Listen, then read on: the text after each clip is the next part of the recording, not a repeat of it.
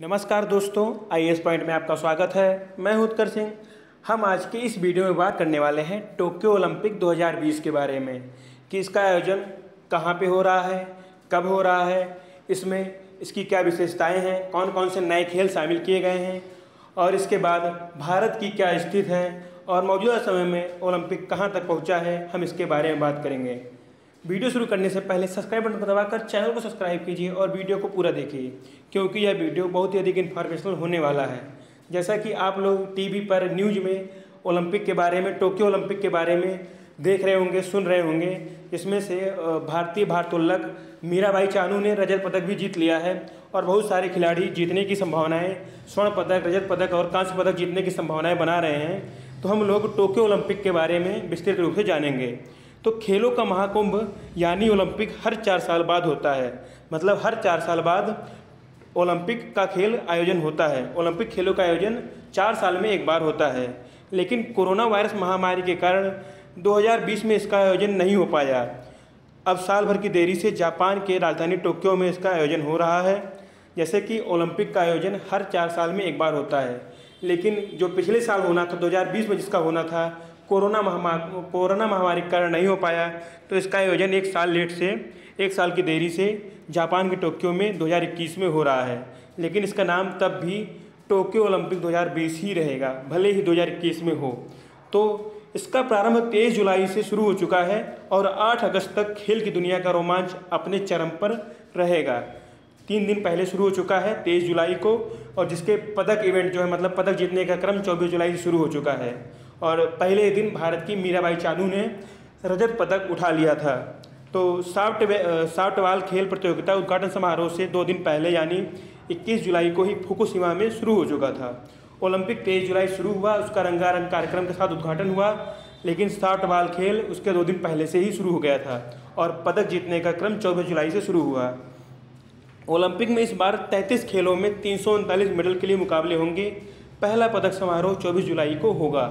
तो जापान को 2020 में कोरोना वायरस महामारी के चलते इस आयोजन को लेकर अपनी तैयारियों को स्थगित करना पड़ा था और 2021 में इसके आयोजन पर आशंकाओं के बादल छा गए थे। लेकिन जापान सरकार और अंतर्राष्ट्रीय ओलंपिक समिति ने तमाम मुद्दों पर विचार करने के बाद इसके आयोजन की हरी झंडी दे दी है। जैसे कि आप लोगों को पता ही है कि कोरोना महामारी पिछले 1.5 सालों से पूरी दुनिया में तबाही मचाई हुई है। इसीलिए जापान में 2020 में कोरोना वायरस महामारी के कारण ओलंपिक नहीं हो पाया था और जो उसको 1 साल देरी से होने का कार्यक्रम बना था वह अभी महामारी के कारण एकदम शंका की आड़ में था। मतलब उसके ऊपर शंका के बादल छाए हुए थे कि कहीं कोरोना महामारी फिर से न फैल जाए और खेलों को रद्द करना पड़े। लेकिन जापान सरकार ने और अंतर्राष्ट्रीय ओलंपिक समिति ने तमाम मुद्दों पर विचार करके इसके आयोजन की हरी झंडी दे दी है। हालांकि यह फैसला लिया गया है कि इसमें जापान के अलावा किसी दूसरे देश के दर्शक टोक्यो जाकर इस खेल को नहीं देख पाएंगे। मतलब वहाँ पर सिर्फ स्थानीय लोग ही ओलंपिक का आंखों देखा हाल देख पाएंगे। मतलब ओलंपिक को लाइव ग्राउंड पर बैठ के सिर्फ वहाँ के जापान के लोग ही देख पाएंगे, अन्य देशों के लिए नहीं देख पाएंगे। और जापान सरकार ने वहाँ पर आपातकाल लगाया हुआ है। ओलंपिक में कोरोना महामारी ना फैले, इसके लिए जापान सरकार ने जापान में आपातकाल लगाया हुआ है। जापान पहले भी 3 बार ओलंपिक का आयोजन कर चुका है। 1964 ओलंपिक, 1972 और 1988 में। इसका यह चौथा ओलंपिक है। अब बात करते हैं टोक्यो ओलंपिक का शुभंकर क्या है, इसका मैसेज क्या है, मतलब यह क्या संदेश देता है। तो टोक्यो में हो रहे ओलंपिक खेलों का शुभंकर को मिराई तोवा और सोमाइटी नाम दिया गया है। यह आप नोट कर लीजिए कि टोक्यो ओलंपिक का शुभंकर मिराई तोवा और सोमाइटी है। इसे खास जापानी इंडिगो ब्लू रंग का पैटर्न दिया गया है। मतलब इसको जापानी परंपरागत रंग ब्लू रंग से पैटर्न दिया गया, मतलब उसको हल्की हल्की लकीर दी गई है। यह जापान की सांस्कृतिक परंपरा और आधुनिकता दोनों का प्रतिनिधित्व करते हैं। मिराई तोवा जापानी कहावत से प्रेरित है। जापानी शब्द मिराई तोवा में मिराई का अर्थ भविष्य और तोवा का अनंत काल होता है। तो इसका लोगो क्या है, इसका जो शुभंकर क्या है, मिराई तोवा है। अब बात करते हैं कि जो टोक्यो ओलंपिक में पदक दिए जाएंगे, स्वर्ण पदक, रजत पदक और कांस्य पदक, वो कैसे बनाए जाएंगे। क्या स्वर्ण पदक पूरा सोने का होगा, क्या रजत पदक चांदी का होगा या कांस्य पदक कांसे का होगा। तो टोक्यो ओलंपिक में खिलाड़ियों को दिए जाने वाले पदक पुराने इलेक्ट्रॉनिक सामानों और फ़ोन से बनाए गए हैं। इसके लिए आयोजकों ने फरवरी 2017 में जापान के लोगों से इलेक्ट्रॉनिक सामानों और फ़ोन को दान करने की अपील की थी। जो ओलंपिक में खिलाड़ियों को पदक दिए जाएंगे या पुराने इलेक्ट्रॉनिक सामानों और फ़ोन से बनाए जाएंगे, उनको दोबारा रिफ़ाइन करके बनाया जाएगा। साल 2010 में वैंकूवर में जो शीतकालीन ओलंपिक हुआ था, उसमें इसी तरह इलेक्ट्रॉनिक सामानों के इस्तेमाल से पदक बनाए गए थे। और पदक के पीछे के हिस्से में टोक्यो ओलंपिक का लोगो लगा है और आगे स्टेडियम की तस्वीर के सामने विजय का प्रतीक माने जाने वाले ग्रीक देवी नाइक का दर्शाया गया है। मतलब पदक के पिछले हिस्से में टोक्यो ओलंपिक का लोगो बना है और आगे के हिस्से में स्टेडियम की तस्वीर के साथ ग्रीक देवी नाइक को दर्शाया गया है। अब बात करते हैं ओलंपिक मसाल रिले पर। तो ग्रीस में प्राचीन ओलंपिया के पवित्र स्थल पर हेरा के मंदिर में बीते वर्ष 12 मार्च को टोक्यो ओलंपिक की मसाल जलाई गई थी। एक साल पहले हेरा के मंदिर में ओलंपिया पर्वत पर ओलंपिक मसाल जलाई गई थी। इसके बाद पैनाथेनिक स्टेडियम में एक समारोह के दौरान मसाल को जापान को सौंप दिया गया। फिर टोक्यो ओलंपिक की मसाल रिले जापान में 25 मार्च से शुरू हुई और 23 जुलाई को खेलों के महाकुंभ के आगाज के साथ खत्म हुई। मतलब जो ओलंपिक की मसाल होती है पूरे जापान में भ्रमण किया, उससे पहले पूरी दुनिया में भ्रमण की थी और 23 जुलाई को उसका भ्रमण का कार्यक्रम खत्म हुआ और उसको इस जगह पर स्थापित कर गया। तो दर्पण की मदद से सूर्य की किरणों को तेज से प्रज्वलित होने वाली यह मसाल ओलंपिक खेलों में आगाज से महीनों पहले दुनिया भर में अपनी यात्रा खत्म करके मेजबान देशों में पहुंचती है। इसको दर्पण की मदद से सूर्य की किरणों से जलाया जाता है। तो ग्रीस में प्राचीन ओलंपिया के पर्वत स्थल पर स्थित हेरा के मंदिर में मसाल जलाई जाती है। फिर वहाँ से कई खिलाड़ी मेजबान देश तक पहुँचाते हैं। फिर मेजबान देश में मसाल रिले का आयोजन होता है। इसके बाद मेजबान देश का एक जाना माना एथलीट उद्घाटन समारोह के दिन इससे स्टेडियम में लगाए गए मसाल को प्रज्वलित करता है और इसके साथ ही ओलंपिक खेलों का शुरुआत हो जाता है। तो जो मेजबान देश होता है उसका एक जाना माना खिलाड़ी, जो सबसे उसको आप कह सकते हैं उस समय का महान खिलाड़ी, उस ओलंपिक की मसाल को उद्घाटित करता है, मतलब जलाता है। तो इस बार 2020 के ओलंपिक में जापानी खिलाड़ी, जो जापानी टेनिस प्लेयर है नाओमी ओसाका, जिन्होंने ग्रैंड स्लैम टेनिस भी जीता हुआ है, इन्होंने ओलंपिक मसाल को जलाया था। तो 2020 ओलंपिक मसाल आप नोट कर लीजिए, जापानी खिलाड़ी नाओमी ओसाका जो टेनिस खिलाड़ी हैं उन्होंने जलाया था। मसाल को प्राचीन और आधुनिक खेल के संगम से जोड़कर देखा जाता है। मसाल जलाने की प्रथा 1928 के एम्स्टर्डम ओलंपिक खेलों से शुरू की गई थी। मतलब प्राचीन ओलंपिक में तो मसाल जलाने की प्रथा थी, लेकिन आधुनिक ओलंपिक में इसको 1928 के एम्स्टर्डम ओलंपिक में शुरू किया गया था। लेकिन ओलंपिक मसाल रैली की शुरुआत 1936 के बर्लिन गेम्स में हुई थी।